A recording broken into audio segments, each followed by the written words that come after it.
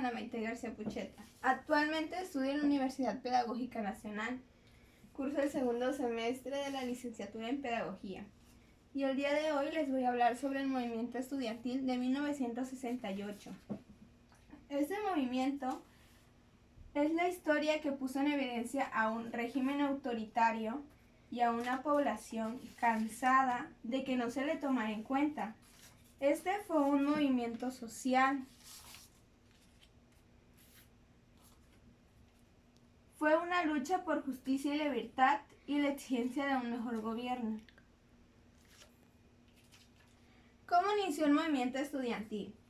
El movimiento estudiantil inició el 22 de julio de 1968, cuando estudiantes de la vocacional número 2 y 5 y estudiantes de la prepa de la UNAM se enfrentaron en un juego de fútbol americano que acabó en pleito. A las pocas horas intervino la policía, pero el gobierno tomó un enfoque diferente. Díaz Ordaz ordenó a que los reprendieran, pero esta represión fue violenta. La policía golpeó a jóvenes y maestros. Esto fue lo que sembró la semilla de un levantamiento mayor. El 26 de julio, alumnos de la UNAM y del Politécnico organizaron marchas para denunciar la violencia del gobierno y el gobierno respondió con más violencia. Esta situación puso en alerta al presidente Díaz Ordaz y a su secretario de Gobernación en ese entonces, que era Luis Echeverría, quienes para detener las revueltas el 30 de julio el ejército tomó varias de las prepas y vocacionales de la ciudad. Todo esto solo avivó el conflicto al movimiento estudiantil, ya que se le sumaron más escuelas. El 27 de agosto, el movimiento llegó a su cumbre con una manifestación masiva y plantó frente al Zócalo. Los jóvenes pedían la cancelación de las Olimpiadas, ya que en ese entonces se iban a hacer las primeras Olimpiadas en México.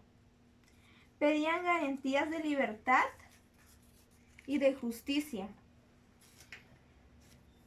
Este mitin se volvió una fiesta de estudiantes, ya que ellos creían que habían triunfado, pero a la mañana siguiente, cuando se abrieron las puertas del Palacio Nacional, no salió el presidente, sino un montón de tronquetas que se fueron en contra de ellos.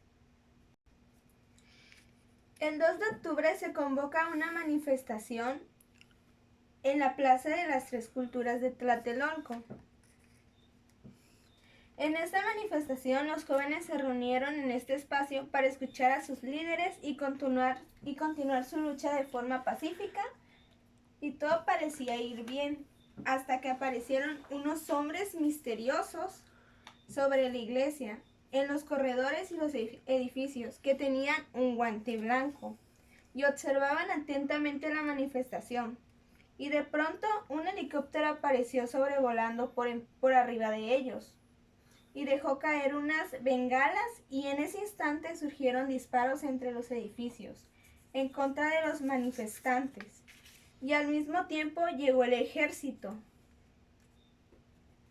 que por todo lo que estaba pasando iba a capturar a los líderes del movimiento, pero con los disparos misteriosos todo se salió de control. Uno esperaría que todo lo que pasó en ese día se volviera en la noticia principal de la nación, pero al día siguiente parecía que no hubiera pasado nada. Después de que esto pasó, hubo una censura con lo ocurrido en Tlatelolco. Tlatelolco fue cerrado y limpiado en la madrugada del día 3 de octubre. Los muertos habían desaparecido y la prensa cayó por completo. La versión de lo que pasó, según era que el conflicto había sido entre misteriosos terroristas y el heroico ejército, pero años más tarde se supo que los misteriosos atacantes eran miembros del Batallón Olimpa.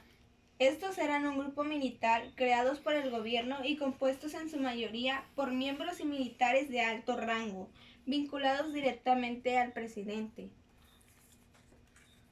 Los hombres de guante blanco eran militares que tenían el objetivo de matar a los estudiantes y disparar al ejército por igual. para así sembrar el caos y la confusión, y así los soldados atacarían a los manifestantes en defensa, provocando la muerte de los estudiantes.